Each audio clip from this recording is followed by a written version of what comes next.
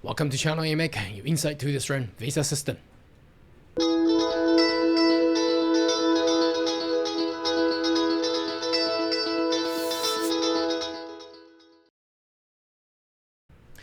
Good day everyone, my name is Carl Young, your online YouTube visa consultant. Are you interested about migrating to Australia? Why don't you consider to subscribe to my channel and turn on the bell on the side, so once we have all the updates and news, be the first one getting all the insight.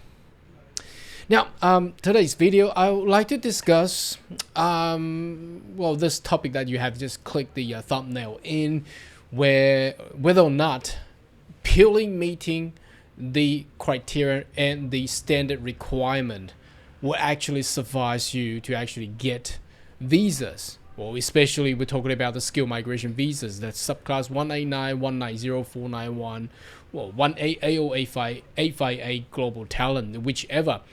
Because we have to understand.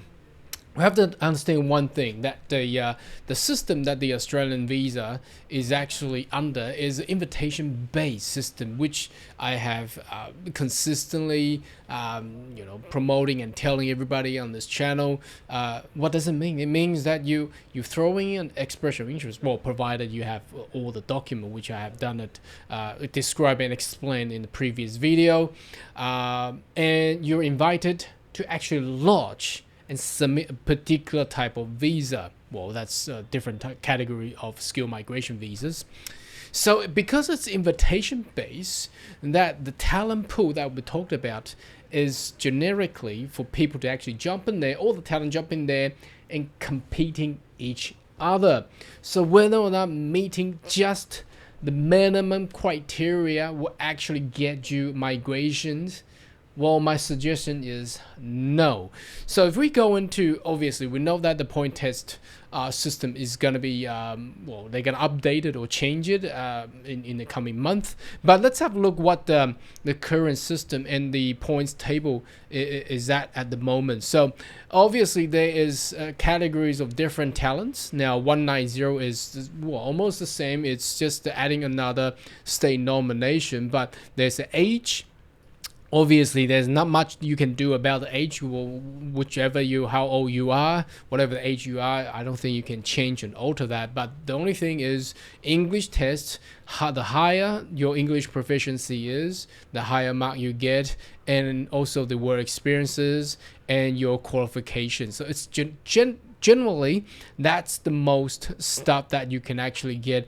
Other than that, you may choose to study in Australia and choosing specific categories of studies and a professional year and so on and so forth. So what I'm trying to say is, for instance, for skill select, the minimum point, the standard is 65 points. Now, if you just aiming at the point of 65, I can tell you for the percentage that you actually get invited and migrate successfully is obviously lesser than somebody aims at 80 points. You see what I mean? The higher that you aim, the better chance that you will get. We have seen so many years, we've been in this industry long enough to see and experience and see so many candidates and clients and application to learn that solely meeting the minimum criteria actually will not get you anywhere.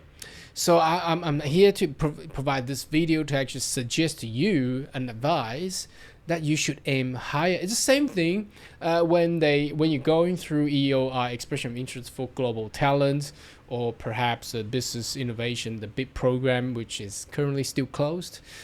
You wanted to aim higher. You wanted to get as much as you can. So if they only ask for example, a certain talent category to be provided, you wanted to provide extra more to actually get you higher. Why do we do this? Still the same, because it's an invitation-based system. So if we still go back to the point test system that we're talking about and we are seeing about, obviously they can only tell you they want 65 points.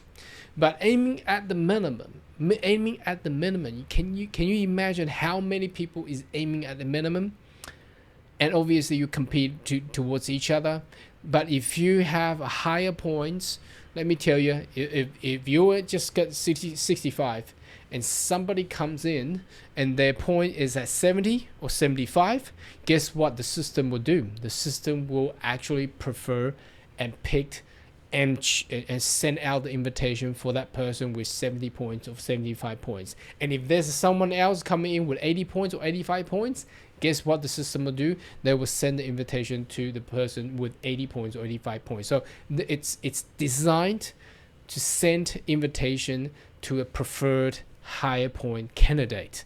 All right. So because of this situation, compare if you're offshore, you never haven't been to Australia yet. I know a lot of people is actually comparing the system, the visas with Canadians visa system, US and UK, where they don't have an invitation based system. All you need to do is meet the requirement, pay the visa application fee, and done, and you wait. But in Australia, the Australian system is totally different. It's invitation based, so you shall not just aim at the minimum requirement, because if that's where you're at, I'm sorry to tell this, the percentage ratio that you actually get invited and migrate is gonna be quite low. So I'll always say this: you wanted to do a higher points,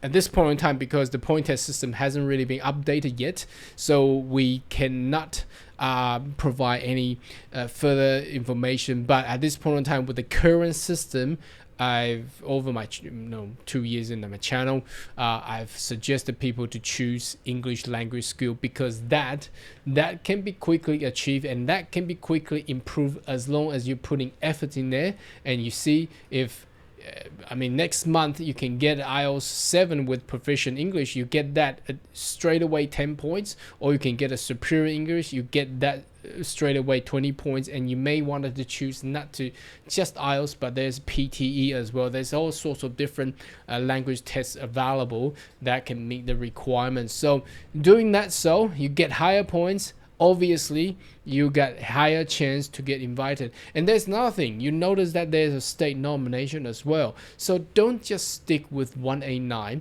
but you can actually do a multiple EOI. Why not put another EOI for 190 in different states? Because if a state wanted to nominate you, you get that extra 5 points.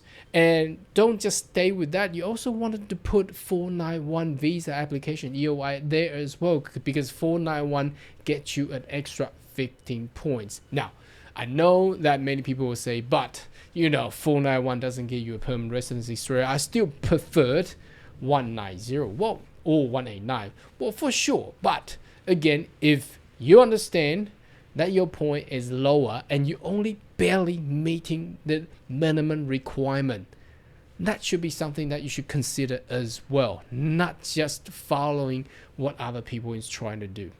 Anyway, should you have more question query, more than welcome to leave comment right down below, and I see you next video. Goodbye.